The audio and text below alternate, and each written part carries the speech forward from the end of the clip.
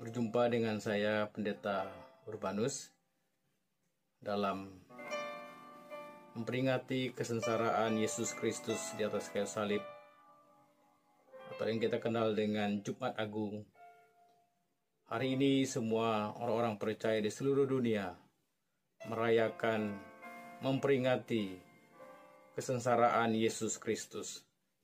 Mari kita membaca firman Tuhan dalam kitab Galatia pasal 1 ayat yang pertama sampai ayat yang kelima. Galatia pasal 1 ayat yang pertama sampai ayat yang kelima. Dari Paulus seorang rasul, bukan karena manusia, juga bukan oleh manusia, melainkan oleh darah Yesus Kristus dan Allah Bapa yang telah membangkitkan Dia dari antara orang mati, dan dari semua saudara yang ada bersama-sama dengan aku kepada jemaat di Galatia. Kasih karunia menyertai kamu dan damai sejahtera dari Allah Bapa kita dan dari Tuhan Yesus Kristus, yang telah menyerahkan dirinya karena dosa-dosa kita untuk melepaskan kita dari dunia yang jahat. Sekarang ini, menurut kehendak Allah dan Bapa kita, baginya lah kemuliaan selama-lamanya. Amin. Saudara sekalian, hari ini saya akan berikan tema Yesus disalib. Yesus disalib. Kalau kita melihat bagaimana cara manusia meninggal, pasti dengan cara yang berbeda-beda. Ada yang meninggal karena sakit, meninggal karena kecelakaan, meninggal karena hukuman. Ketika manusia meninggal karena hukuman, mungkin diadu dengan binatang, didudukkan pada kursi listrik, minum obat, ditembak, digantung, dicambuk, disalib. Yesus adalah orang yang mengalami, pribadi yang pernah mengalami hukuman atau penderitaan, atau dia meninggal karena disalib.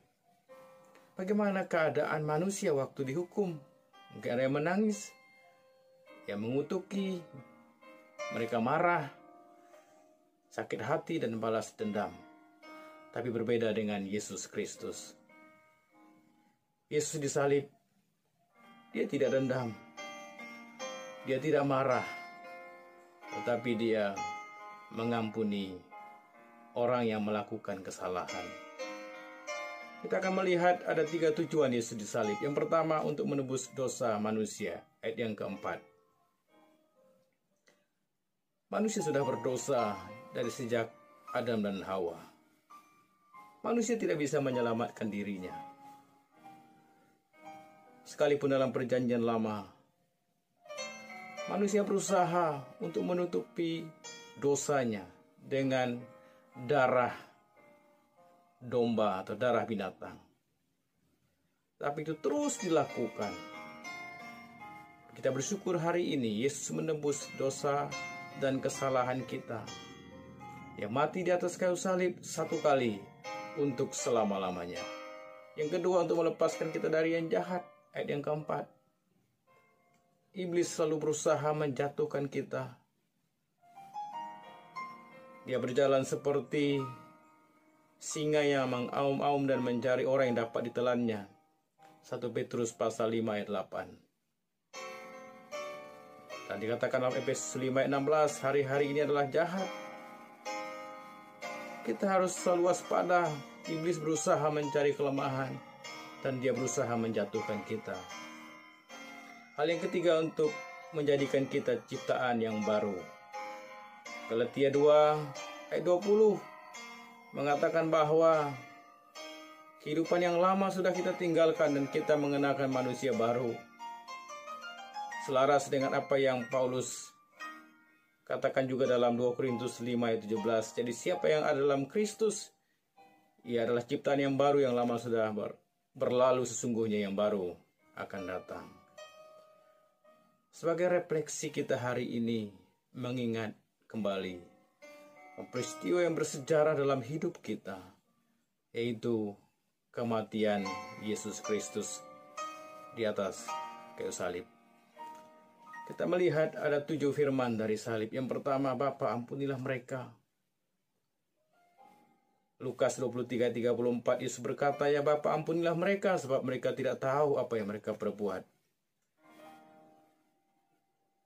Hal yang kedua, engkau bersama aku di Firdaus. Lukas 23:43, kata Yesus kepadanya, aku berkata kepadamu, sesungguhnya hari ini juga engkau akan ada bersama-sama dengan aku di dalam Firdaus. Perkataan firman yang ketiga, inilah anakmu, inilah ibumu. Yohanes 19 ayat 26 sampai 27. Ketika Yesus melihat ibunya dan murid yang dikasihinya di sampingnya, berkatalah ia kepada ibunya, ibu, inilah anakmu.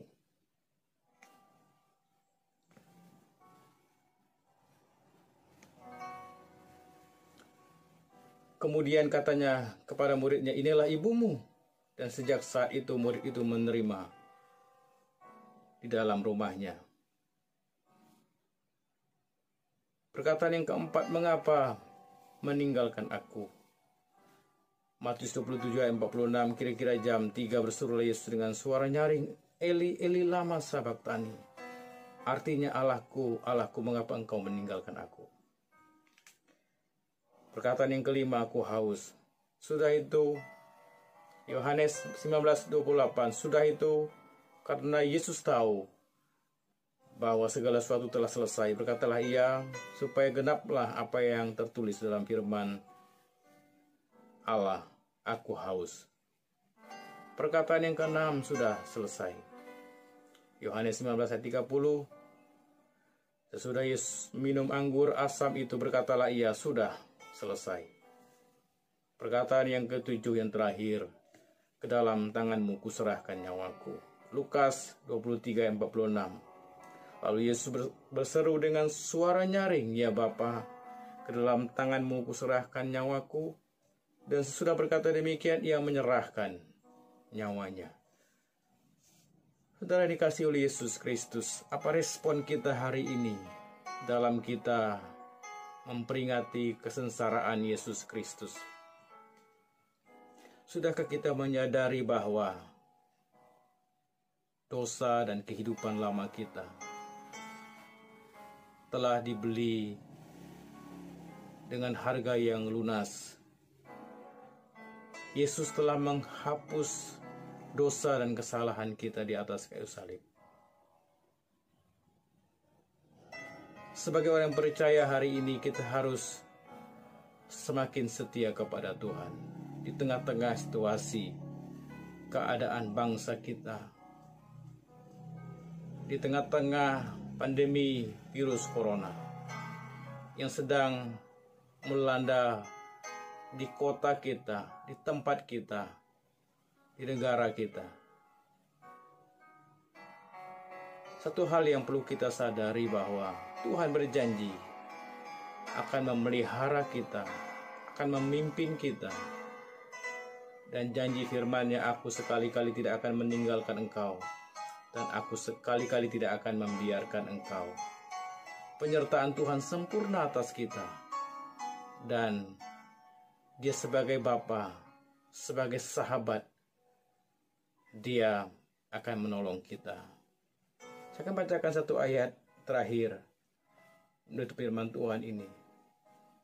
Dalam Injil Yohanes 15 ayat yang ke-13.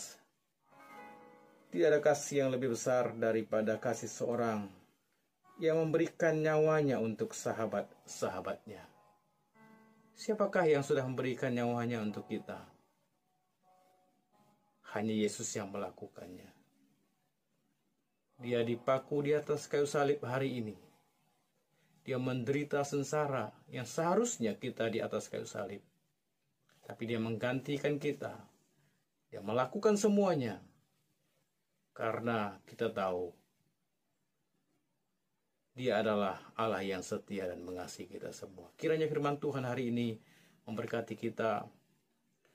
Dan dalam peringatan Jumat Agung ini, marilah kita merendahkan diri. Kita bersyukur karena Tuhan baik bagi kita. Kiranya nama Tuhan dipermuliakan. Shalom.